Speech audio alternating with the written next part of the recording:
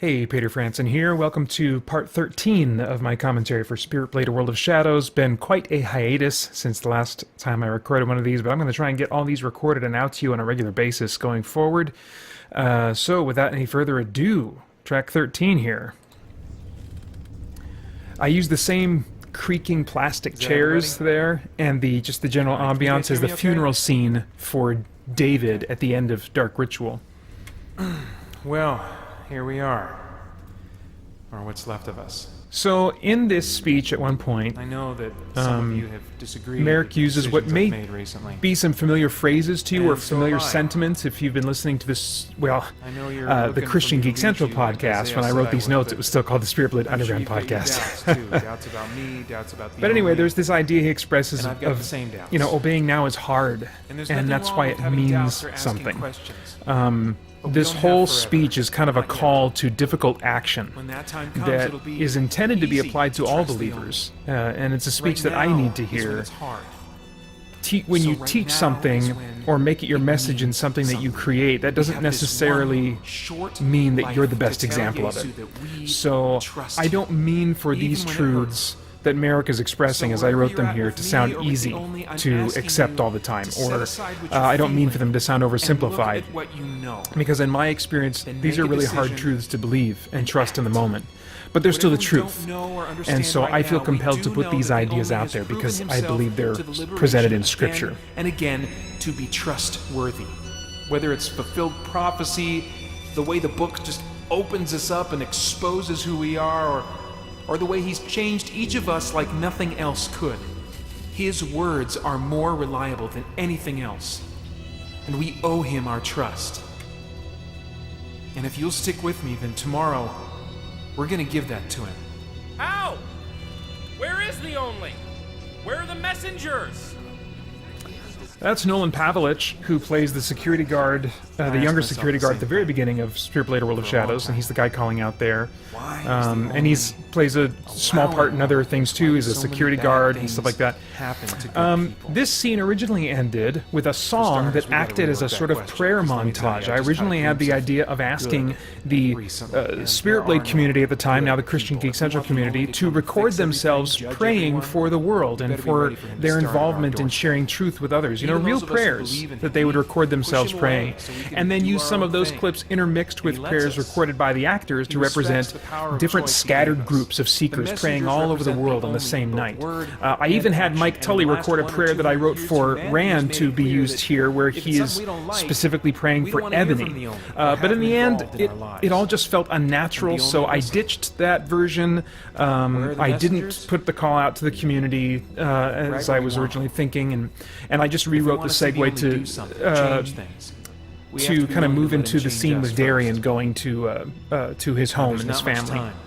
As And I'm you going guys to talk know, about the Darian in a Shade little are bit, but coming first, tomorrow. Francisco asks, But if the tomorrow we messengers also are have a chance absent to because no stop one is them seeking the and truth, show why the does the world original what they messenger are. that gives Merrick his These prophecy things show are up? first That's and Francisco foremost Ruiz of the creatures Retro of Rewind pride. podcast. Thank They you for that wanna question. see us leave. They The wanna idea be there here to is that, gloat. as a rule, And because of the that, messengers aren't no matter what noticeably happens to us, active. But just like there was a the great council will reach silence whatever you wanna between the call end of the Old tomorrow, Testament and the events of the we New can put it right Testament, where we want the it. silence begins to be broken in the world of worked out the Spirit Blade details when with a Rand, single and we both think messenger we've got comes a with a real good message shot for at this. one person.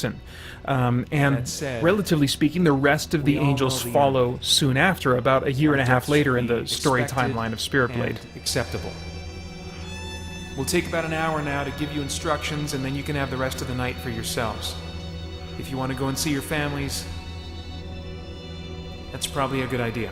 And Merrick tells them it's probably a good idea if they want to see their families, not knowing he's actually sending them off to their deaths by suggesting that.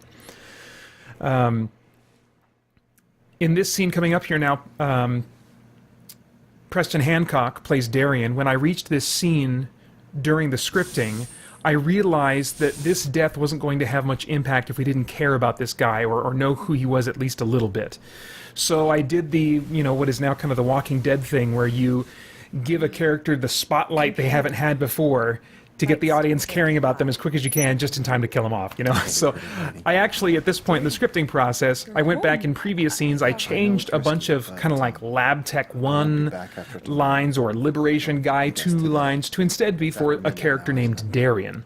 And I had Preston Hancock, who also plays the Scottish Sanctafi, record all of those lines for this Darian character. And we might have even fit, I can't remember if we fit in his name prior to this or if it's just mentioned after, I'm not sure, but at least hopefully it's a familiar voice in the Liberation, so we would at least see the death of someone who is somewhat familiar to us. We'll be coming back tomorrow. Now, Darian has a line here in a minute explaining to his wife about each of us in the Liberation having a gift of some kind. There we go. He explains to his wife how the prophetic visions of the Liberation guys are treated. I mentioned in Spirit Blade 1 that everyone has a vision or gift of some kind, but I pretty much left it untouched after that. So I wanted to pick that up here in case there were lingering questions about the gifts of the other Liberation guys. And this was actually my first story note to myself in December 2009 as I was coming off the release of Pilgrim's Progress Similitude of a Dream. 10 years ago now as I record this. Erica Connell plays Darian's wife, and she's actually an old high school drama friend of mine. We hadn't been in touch for years, and then there was an informal alumni high school drama get-together a year or two before I finished writing this, where Erica and I reconnected. Holly and I went to see one of her plays, and we got together for one or two other things, I think, so I thought of her when I needed strong female actors. She was fighting a cough that she had picked up from some stuff floating in the Arizona air at the time that she recorded this, but she was great. We had a blast. It was weird because it was a bit like going back to high school and doing some kind of like senior-directed one-act play with a fellow student. Just a couple high school drama nerds being weird. I mean, it was lots of fun. And yet it was unusual, too, because she'd continued acting for years and had all these experiences and grown as a performer, so it was a little intimidating at first before I settled into, oh yeah, Peter, this is Erica, you dork. You can have fun with her, you know. Sorry, Dad. You should have stayed with me. Now, originally, the daughter in this scene and the granddaughter in the first scene and last scenes were both boy characters, but the reality is that you can just find a lot more girls in performing arts than boys. So I had the other actors in those scenes record their lines two ways, not knowing the ultimate sex of the character, you know, what it would be in the end. But when Preston recorded it, by that time I knew it would be a girl, so I had him say kids to refer to their older daughter and a younger brother that we never see. The sad plot thread left after this scene, if you think about it, is that there's a little boy sleeping in the next room who will wake to discover his entire family dead. I could have gone there into detail, but I just left it as an artifact for those who might think about that. Megan Fletcher plays the daughter, and she was also the female student in the opening scene of Pilgrim's Progress Similitude of a Dream. She's in the D&D group that I play in. Constantly smiles, so a role like this is very different from her. No. That breathing that you're hearing, David. That all is taken from material that Craig Herman Jr. recorded in Dark Ritual. It was coughs. He was coughing in those scenes, going... But I took out the cough and just left the... And I stitched that all together to create this moment where he was choking, even though I'd never planned, or, you know, gasping for breath, I mean, even though I'd never planned for this scene, I wanted to use all material from Craig Herman Jr. if I could. It was hard to have those two actresses, Megan Fletcher playing the daughter and Erica Connell playing the mother, say lines in unison because they recorded separately, and so I tried to pace it the way I thought would be about right, but in the end I did have to do a little digital manipulation to get the timing right to have their lines overlap as much as I wanted them to. Now when Randy recorded this, I didn't anticipate that I would want something different leading up to his scream at the end. So these sounds here of just silent crying, where it's just breath sound, there's no tone to it, then the scream from Randy. That's actually me doing the noises, the toneless noises just before that, because when I had him record, I got exactly what I wanted from him in the recording session, but when the scene was being edited, I realized I could really use something more broken sounding from him before the scream. But rather than just bring him in just to do that one little noise, I thought, I'll bet I could get away with just kind of recording those noises myself and having the scream at the end from Randy cap it off. And so that was kind of a joint performance moment of both of us playing Vincent very briefly there. All right, that's it for now. Stay tuned for part 14.